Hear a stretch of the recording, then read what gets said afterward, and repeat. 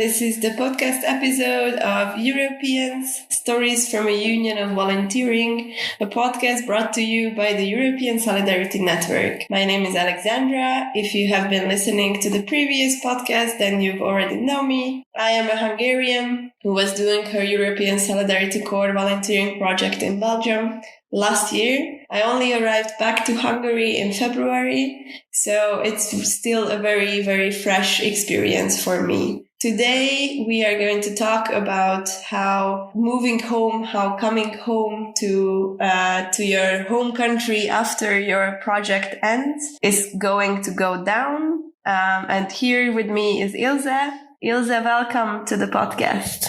Hello, Alexandra. Thank you. So my name is Ilze, as Alexandra already said. I'm Latvian, and I did my EVS. It was still EVS when I did it in Sofia, Bulgaria for 1 year.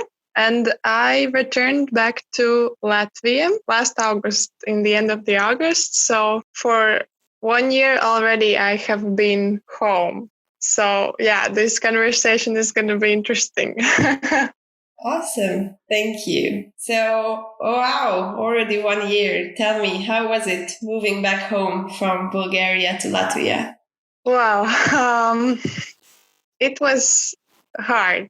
Yeah, to say it like that, it was hard because I didn't see anyone from my family for exactly 1 year because, well, the circumstances were as they were and nobody could come to visit me. And it was weird in a way that everything was like the same as when I left. But for me, it felt like a lot of things have changed, like how I felt, how I saw the world, what happened during my year abroad. But here, back in my country, everything felt the same way, as if time would have stopped. Did you have something similar when you came back? Yeah, actually, this expression, time has stopped, is a really good expression to describe what has happened to me as well, because it really does feel like people here are still doing the things that they were doing when I left. And everything is going on the same way, but I am the one who's completely changed. And I notice this in the small things like, I don't know, recycling, or how I look at people, how open I am, how I deal with people who are, I don't know, talking bad about other people, who are being discriminative. And it's really, really strange how I feel like this 1 year was a lot longer than 1 year when I was abroad, when I was in Belgium. I really feel like so much has happened to me that it's a lot more than just 1 year of time. But here it feels like this 1 year didn't even happen. Sometimes I just walk down the street and think like, oh my God, did I really do that? Did I really go out to live in a different country? Did that really happen? Or did I just dream? It's really, really strange. For me, it's also kind of a specific situation is that I moved back to Hungary right before the virus started to cause a lot of issues. So I actually only had 1 month of living in Budapest. I live in Budapest, the capital of Hungary. So I only had like this 1 month of living actually back in my home country. And then I was on lockdown. So I was just sitting in my room all day, every day, which is a really strange feeling because I remember thinking that when I was in Belgium, I was missing Hungary sometimes. Not all the time, but sometimes. And especially Budapest, because I love this city. And when I was home in Hungary during lockdown, I also had this feeling of,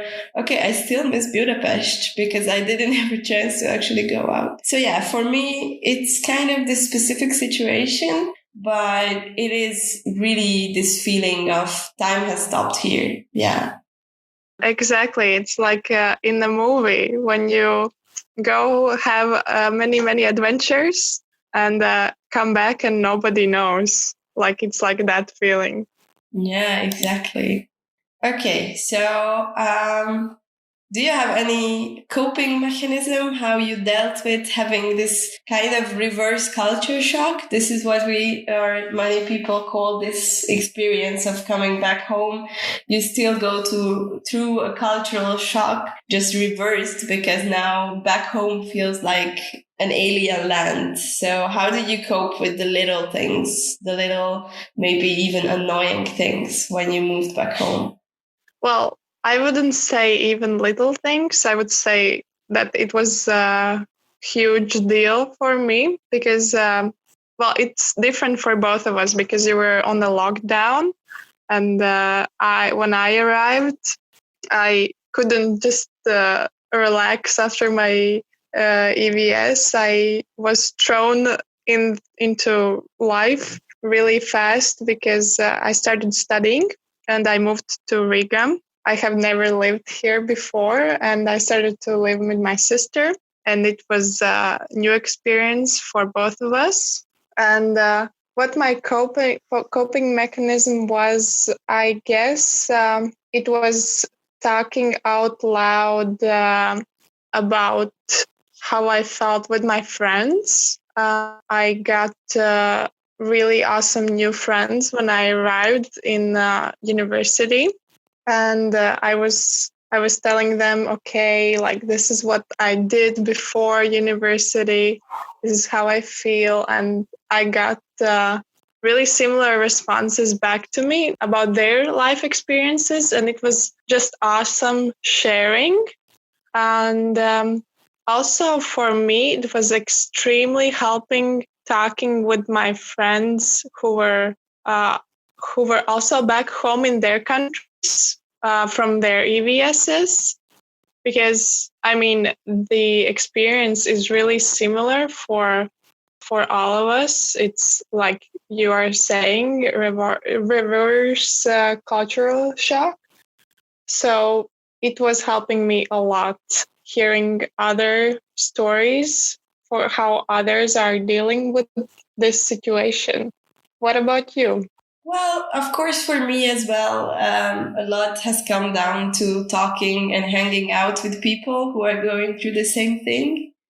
But I also have this crazy mania, let's say, of journaling. So just sometimes I just sit down and write down my feelings and what is going on, not even just my feelings, but everything that's going on in my head. And that's something that always helps me slow down and self-reflect and realize how this reversed culture shock is also a learning moment for me. Because I do think that spending 1 year abroad allowed me to look back at Hungary with a different set of eyes. And I still discover new things these days in the city, how people are acting, how people are talking, how people are behaving. So it's really cool that it gave me this new insight or new way to look at things that happen here. Another thing that helps me a lot is sharing my stories. Thanks to the National Agency of Hungary, I was participating in some storytelling workshops and writing workshops. And it's really cool because I get to talk about what has happened to me. And with that, I'm starting to process everything. So it's also a good place to meet with people who are past EVS or European Solidarity Corps volunteers, or who were in the past. So they also went through very, very similar experiences, and now they are back in Hungary. And it's really good to be with these like-minded people who are going through the same thing. So I agree with you on that completely. And how are you feeling now? Now, I think actually I'm very lucky because just recently I started a new job, and this new job is basically working for a youth organization full time, organizing trainings, organizing volunteering projects. So at the moment, I would say that I'm in a really, really good place in my life. And that is mostly because of what I have experienced as a European Solidarity Corps volunteer. And it's also because I came back to Hungary. And I am at the moment super, super happy, but I still enjoy having this fresh view on Hungarians and Budapest especially. And I still have this. I still didn't lose this, I don't know, let's say motion or activeness of looking at things from a different perspective. And what about you? Well, for me, it's quite a lot of time actually, and quite a lot of things already happened. I can say for sure for me that a lot of gains that I had when I was back in Sofia, and also when I arrived, a lot of that I gained faded away. But I mean, sometimes I think about it as a bad thing, but it's life. You are experiencing other things, and EVS was kind of an adventure, even if it was extremely special one.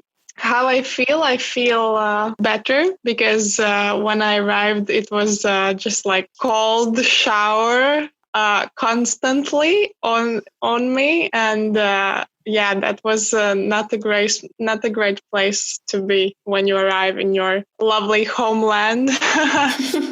And after your project, did you or do you already do something back home as volunteering or any youth organizations or associations that you work with that are similar to what you have been doing abroad with your project? So what I'm trying to ask is, sometimes I feel like, I mean, not anymore because of the job, but before the job, I kind of had this feeling of having a super big empty void, a hole in my heart or in my head or in my life, where previously it was the volunteering of the project in Belgium that I was doing. And now, after I returned back to Hungary, I kind of felt like doing, I don't know, I'm doing a lot less than I could be doing. So do you have any tips or tricks on how to fill this void? Wait, but before I answer to your question, I want to clarify. Did you do any volunteering before you went? Oh, yes. Yes, I did. I actually have been volunteering since my teenage years, so it's always been kind of a big part of my life. But after doing the Belgium project, it kind of became the whole of my life, I think, not just a part of it anymore. Wow, it sounds really, really nice. Actually, as you're saying that big void in your heart space, I can definitely relate to that because for me, it's totally no. I didn't do any volunteering before I came to Sofia, but I was active in other different ways. I was doing music. Playing many instruments and so on. But there was always this feeling that I want to try something different, something else. And it was always volunteering that I wanted to try. But, I was busy with all those other things. I just simply didn't have time. And I was also scared, actually, because, you have your like comfort situation. You are in it, you're doing your thing, and that volunteering, it was somewhere out there, and I was not really willing to put any effort to get to know it better. But now when I came back, I wanted to do something, but I was so caught up with my studies. It was just like 24/7 just studying. But here comes European Solidarity Network. That was actually my calling, why to stay, because it's connected with what I was doing. And I really like kind of family friendship kind of atmosphere that we have in the network. And yeah, for me, that's volunteering, staying in European Solidarity Network, also doing this podcast. that's how I'm feeling the void. Awesome. Maybe we could tell a little bit, or would you like to tell a little bit about the European Solidarity Network to our listeners? So European Solidarity Network is a network which is new. We have been brought together last spring, 21 young people who are somehow related or have done any European Solidarity Corps project or EVS. And our aim is to connect and support current ESC participants and also those who have been through the program and want to be somehow connected still to youth work and also help others. Because as we have been already talking, it's quite challenging to get back to kind of normal life when you have been through so much. Do you want to add something there? Well, I would just say that it's also the reason why I'm doing European Solidarity Network, to fill out the void. And then I would invite all of our listeners to keep an eye out, because we are planning some amazing things that are happening slowly but steady. So definitely keep an eye out for us. And I would also say and advise this to anyone who listens and is afraid of going back home and finishing their project, to just try to look up the national agencies' opportunities, because sometimes they have alumni networks or they have some sort of system where you can actually meet with people who are going through the same thing, moving back after their ESC project.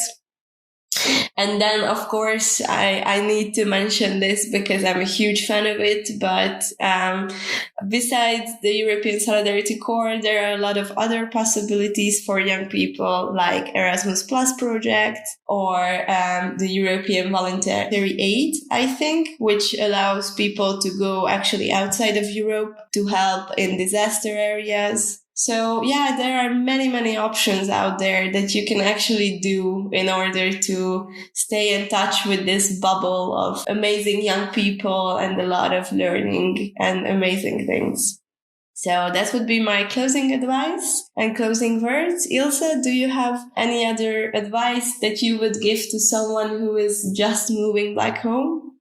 Well, I would basically say almost the same as you would, to find people who have been through similar kind of experience. It doesn't have to be specifically European Solidarity Corps. It's enough if you can find someone who have done, for example, Erasmus Plus just for studying, because it can also be interesting for you and for that person to share. Because I think that the most important part in this situation is to share and to hear that it's okay and it's normal to feel, let's say, a bit strange, but in my case it was quite extreme, and to find support, because no one's gonna know how you feel unless you somehow express it. Thank you.